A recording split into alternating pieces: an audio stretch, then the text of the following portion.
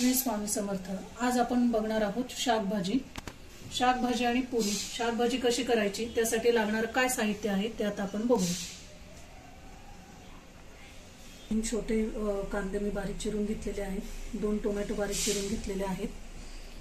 त्यामध्ये लसूण, आलं, कढीपत्ता, कोथिंबीर आणि तमालपत्र घेतलेलं आहे। 1 चमचा जिरा घेतलेला आहे। अर्धा चमचा बडीशेप घेतलेली आहे। अर्धा वाटी शेंगदाण्याचा कूट घेतलेला आहे। 1.5 चमचा मी इथे गरम मसाला घेतलेला आहे। 1 चमचा मी इथे चिकन मसाला घेतला आहे। 1.5 चमचा कांदा लसूण मसाला घेतला आहे। लाल तिखट, हळद आणि थोडं हिंग घेतलेलं आहे। कसुरी मेथी घेतलेली आहे। इथे मी हे चणे 3 शिट्ट्या काढून उकडून घेतलेले आहेत, कारण चणे शिजायला वेळ लागतो। 3 मध्यम आकाराचे बटाटे चिरून घेतलेले आहेत आणि 2 मोठी वांगी घेतलेली आहेत मी। आता इथे तेल तापायला ठेवलं आहे कढईमध्ये थोडंसं, त्याच्यामध्ये आपण आता कांदा परतून घेऊया।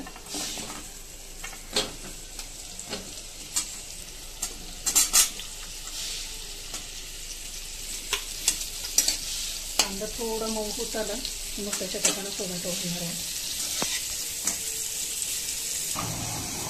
त्याच्यामध्ये आपण टोमॅटो चिरलेले घालूया।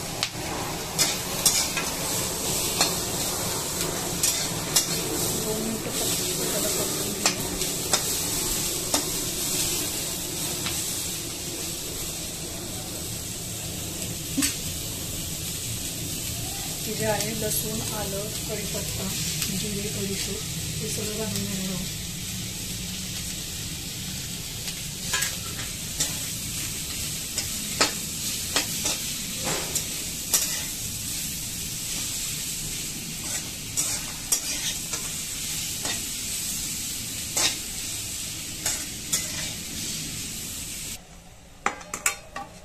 आता हे मिश्रण आपण छोट्या ताटामध्ये काढून घेऊया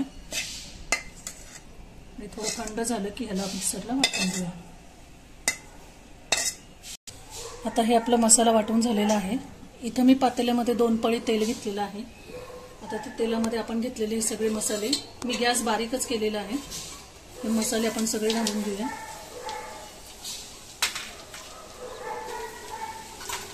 मसाले घालताना गॅस एकदम बारीक करायचा आहे, खूप मोठा ठेवायचा नाही, नाहीतर आपले मसाले करपतील। हे हलवून लगेच त्याच्यामध्ये हा आपण वाटलेला मसाला घालून घेऊया।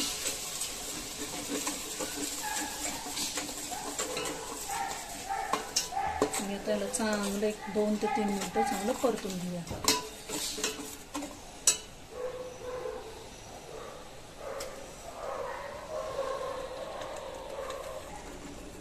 आता आपला मसाला हा चांगला परतून झालेला आहे। मसाला परतून घेताना गॅस थोडासा मोठाच करायचा आहे। आता ह्याच्यात आपण हे उकडून घेतलेले चणे घालूया, बटाटे,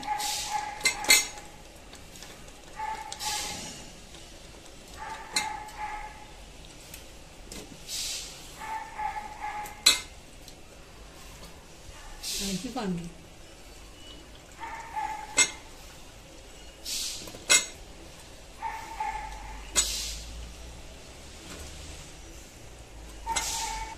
आता हे सगळं आपण एकत्र मस्त मिक्स करून घेऊया।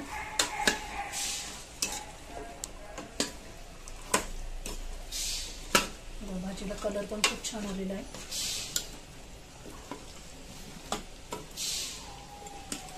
चणे थोडे आधी उकडून घेतले ना की ते शिजायला वेळ लागत नाही, कारण वांगी खूप लवकर शिजतात, त्याच्यामुळे आधी चणे थोडे शिजून घ्यायचे। आता इथं मी 2 ग्लास पाणी घालणार आहे।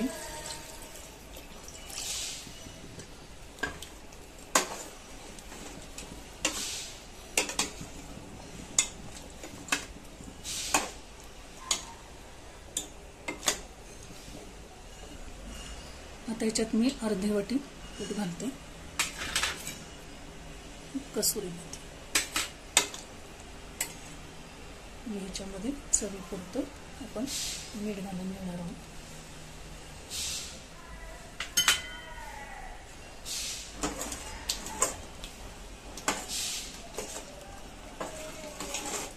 मीठ घातल्यामुळे भाजीला थोडासा घट्टसरपणा यायला मदत होते आणि भाजी चवीला पण चांगली लागते।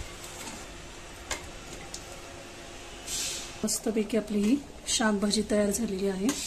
आता ह्याच्यात आपण कोथिंबीर घालून घेऊया।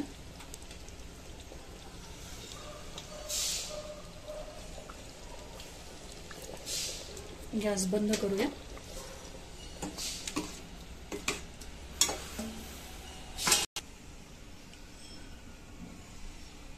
आता आपली ही शाकभाजी पूर्ण तयार झालेली आहे। यासोबत मी खाण्यासाठी पुऱ्या करून ठेवल्या होत्या। तर आता आपली ही डिश पूर्ण झालेली आहे। ही रेसिपी तुम्हाला कशी वाटली नक्की मला कमेंट करून सांगा। व्हिडिओ आवडल्यास लाईक करा, शेअर करा, कमेंट करा आणि सबस्क्राइब करायला विसरू नका।